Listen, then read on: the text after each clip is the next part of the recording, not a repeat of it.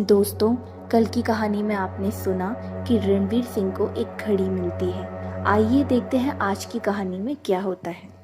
College से निकलकर रणवीर सिंह तुरंत ही फॉरेंसिक लैब पहुंचते हैं और घड़ी पर लगे खून के दाग का रिपोर्ट निकालने के लिए डॉक्टर से कहते हैं। खून का रिपोर्ट निकालने से बीती हुई हर एक पल लाश के गुनहगार की ओर जा रही थी।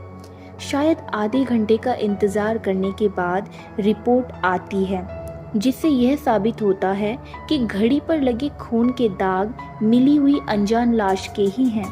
रिपोर्ट मिलते ही रणवीर सिंह ने अपनी जीप दौड़ा दी।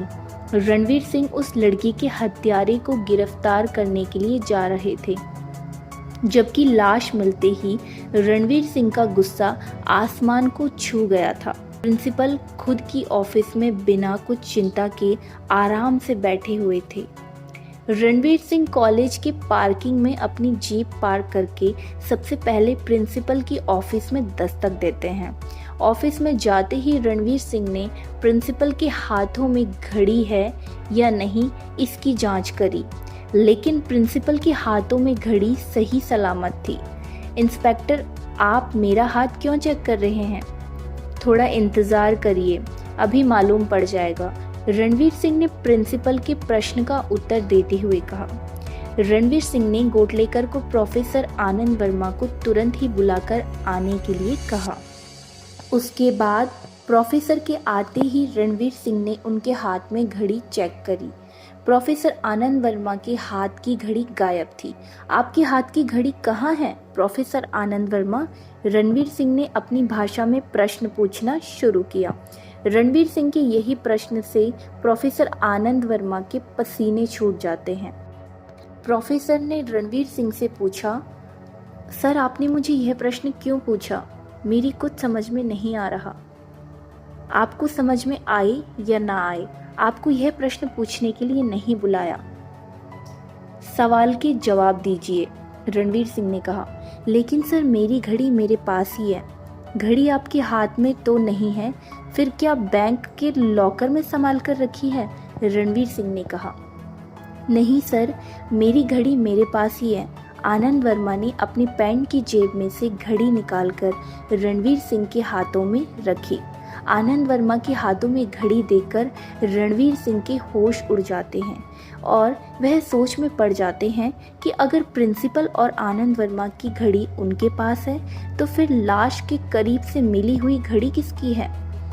घड़ी जेब में रखने की वजह मैं जान सकता हूँ प्रोफेसर वर्मा, रणवीर सिंह ने कहा। सर वो तो घड़ी की वजह से हाथ पर पसीना हो रहा था, इसलिए मैंने जेब में रखी। लेकिन इंस्पेक्टर, आप घड़ी के बारे में क्यों पूछ रहे हो? प्रिंसिपल ने रणवीर से सवाल किया। प्रिंसिपल, घड़ी के बारे में पूछने की वजह जानकर आप भी चौंक जाएंगे। आपके कॉलेज के पीछे वाले बागीचे में एक लाश मिली है, जिसका चेहरा चाकू से पूरा बिगड़ा हुआ है।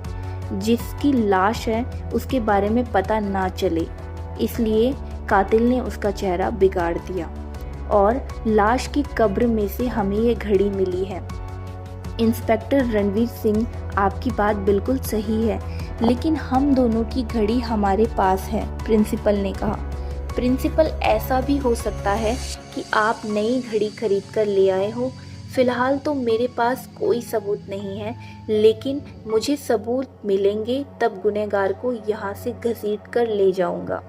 सिर्फ तैयारी रखना, क्योंकि कुछ समय में गुनहगार को जेल की हवा खाने का वक्त आएगा। यह कहकर रणवीर सिंह और गोटलेकर वहां से निकल जाते हैं। रणवीर सिंह कॉलेज से निकलकर तुरंत ही फॉरेंसिक लैब पहुंचते हैं। डॉक्टर, लाश का चेहरा बना या नहीं? बिल्कुल सर, लाश का चेहरा बन चुका है। चेहरा तो पूरे का पूरा बिगड़ा हुआ था, लेकिन अंदर की हर एक हड्डियां सही सलामत थी, इसीलिए चेहरा भी बिल्कुल सही बना है। यह कहकर डॉक्टर ने डेड बॉडी के चेहरे पर लिपटी हुई पट्टियां खोलकर चेहरा रणवीर सिंह को दिखाया। चेहरा देखते ही रणवीर सिंह की आंखें फटी की फटी रह गई। राधिका, रणवीर सिंह के मुंह से दबी हुई आवाज में यह शब्द निकल जाता है। सर, यह लाश राधिका की है। इसका मतलब तो यही है कि राधिका की भी हत्या हो चुकी है। हाँ, और पक्का राधिका की हत्या और विनय की हत्या, इन दोनों का कोई ना कोई कनेक्शन है। गोटलेकर फिलहाल राधिका के मम्मी पापा को इस बात की जानकारी देनी बहुत जरूरी है। जी सर, इतना कहकर गोटलेकर एक निर्दोष की हत्या की जानकारी देने के लिए खुद के दिल पर पत्थर रखकर उसके माँ बाप के पास जाते हैं। इस नीच लोगों को अगर फांसी के फंदे पर नहीं चढ़ाया तो मेरा नाम भी रणवीर सिंह नहीं है। जरूरत सिर्फ राधिका और विनय के केस को एक दूसरे के साथ जोड़ने की थी। आशीष ने राधिका का मिला हुआ ब्रेसलेट भी रणवीर सिंह को दे दिया, जो टूटा हुआ था। उसे देखते ही रणवीर सिंह को इतना अंदाजा आ गया था कि यह ब्रेसलेट जबरदस्ती करने की वजह से टूट गया है।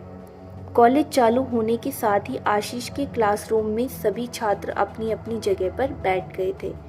इस बेंच पर कृपाली और विद्या बैठी हुई थी। विद्या की नज़र तो इधर उधर घूमने में ही थी, लेकिन कृपाली को कल की तरह आज भी आशीष को देखकर फिक्र हो रही थी। ओ मैडम, कहाँ देख रहे हो? विद्या ने पूछा। अरे यार, कल मैंने तुम्हें बताया था ना उस शांत लड़के के बारे में, वो उधर है। कृपाली ने आशीष की ओर उंगली से इशारा करके विद्या से कहा। लेकिन आज उसके साथ कोई भी नहीं है। तुम्हें उस लड़के की बहुत फिक्र हो रही है? आज लंच टाइम में उसके साथ बात करेंगे।